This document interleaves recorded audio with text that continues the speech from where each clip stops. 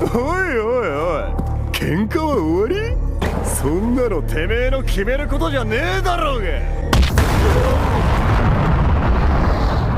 ほら、終わった。Few things are more satisfying than seeing a character get destroyed in one hit, especially if said character has been made to look strong and unstoppable. However, even when the victim isn't a top-tier fighter, seeing unadulterated destruction like this makes me so happy. After all, the victor does get his oftentimes defining moment in the show, something which fans will talk about for years to come. So in this video, I'll be sharing some of my favorite one-hit knockdowns in anime. Let's not waste any more time and jump into the list. No rankings this time, and I hope you enjoy it. We start off with what I'd call a defining moment for Hunter x Hunter. 俺様がこの手でバラバラに。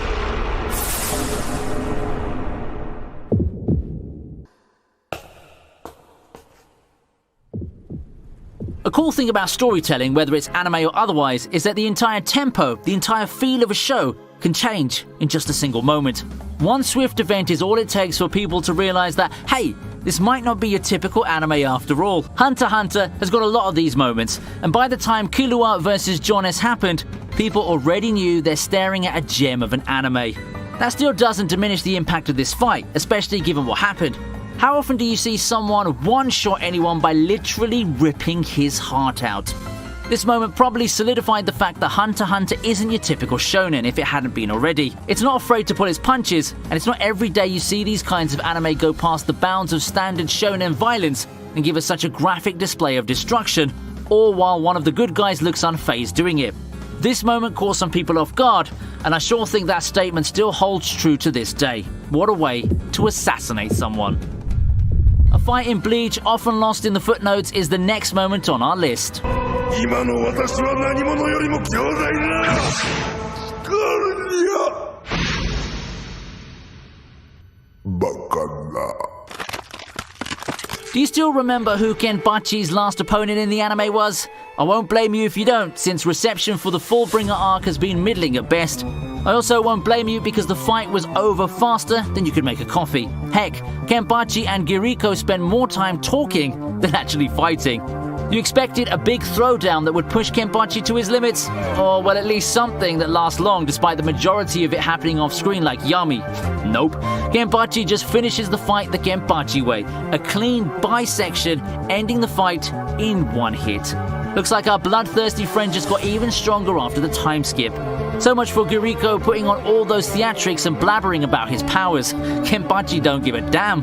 Is this the shortest fight in all of Bleach or what? I mean, I don't have a way to fully confirm that off the top of my head, but it's got to be somewhere there, right? Fairy Tail has a lot of these one-shot fights and it's become a meme, but I think that Natsu vs Blue Note is one of the instances where the one-hit KO feels very satisfying.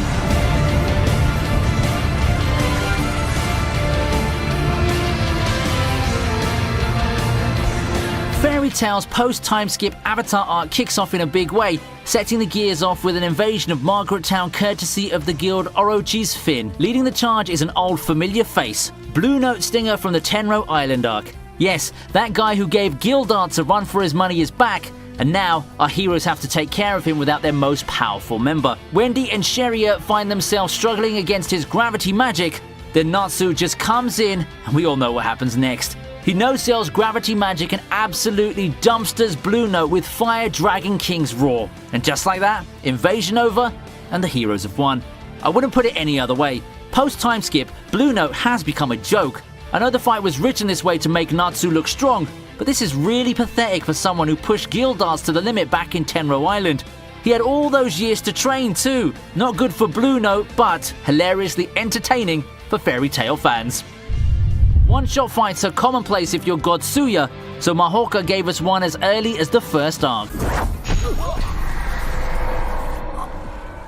With all the memes floating around, it doesn't take a lot to know that Mahoka has a lot of these one-shot moments. You know, scenes that just showcase how almighty our protagonist Tatsuya is compared to all the puny ants in the Mahoka universe. Mahoka's pretty much a series of Tatsuya flexes one after another. My favorite has got to be the finger snap of Doom versus Masaki, but that battle is more of an evenly matched and drawn out battle, believe it or not, and it even had Tatsuya suffering lethal injuries that he didn't have the ability to just resurrect himself.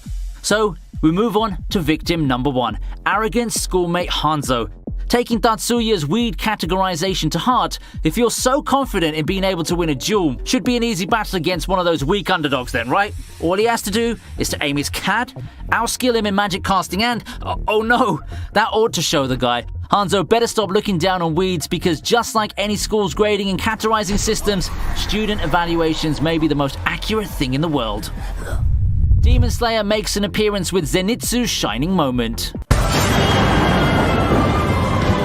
Zenitsu is known for many things, mainly unflattering things like the noise and the crying and the huge crush on Nezuko. However, while he may seem to be the most timid and bumbling within Tanjiro's group of true companions, don't let the reputation fool you. Most remember the Natagumo Mountain arc for the legendary Hinokami Kagura and the first direct involvement of the Pillars.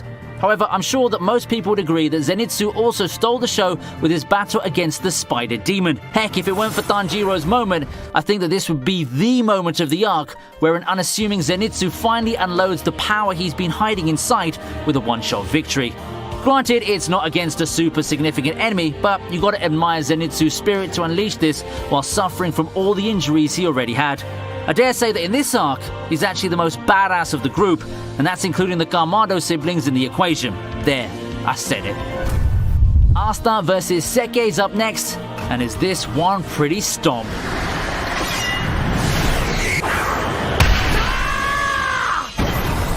Ever noticed that a lot of these moments so far involved one arrogant jerk getting put in their place?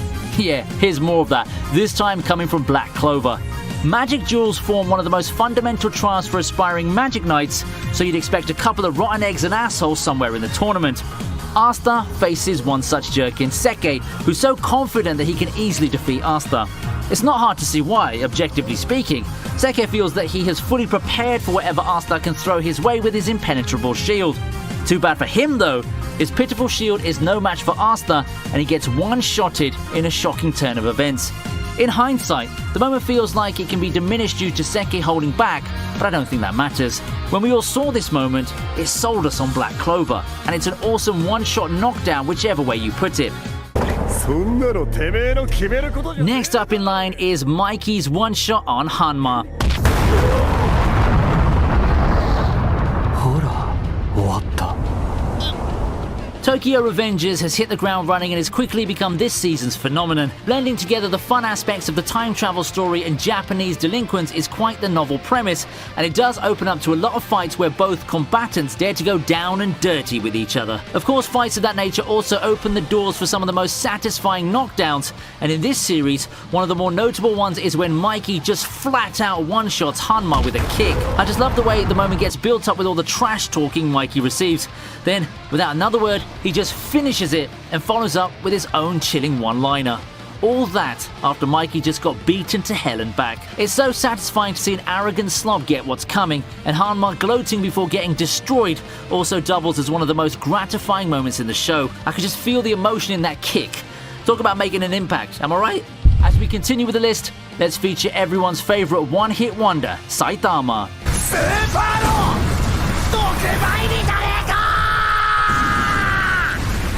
Saitama has made a career out of one-shotting enemies, that we all know. Among all of them, which one is his best though?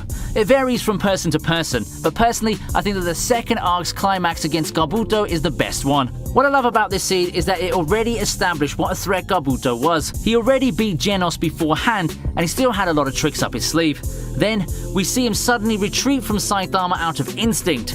It's that danger sense that works so effectively when presented in visual media. Intuitions are often correct, and all the more so for Kabuto. Nope, that new form isn't going to save you, and neither is that head start you got in roughing Saitama up. Not when you're up against the strongest hero of them all. One punch is all it takes, and your time is up, Kabuto. At least Kabuto put an impressive spectacle of an offensive that would put JoJo to shame, no matter how futile it ultimately ended up being. Lastly, we wrap this up with a One Piece moment.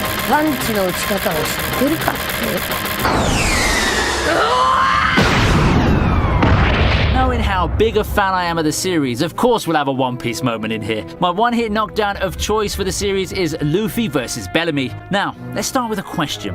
What kind of one-shots do you like? The one where the hero just tanks or avoids all attacks before responding with a stomping, or the one where the victim never even gets a chance to gloat. If you're in the camp which prefers the former, then this one's for you. To be fair to Bellamy, he got to show off his arsenal.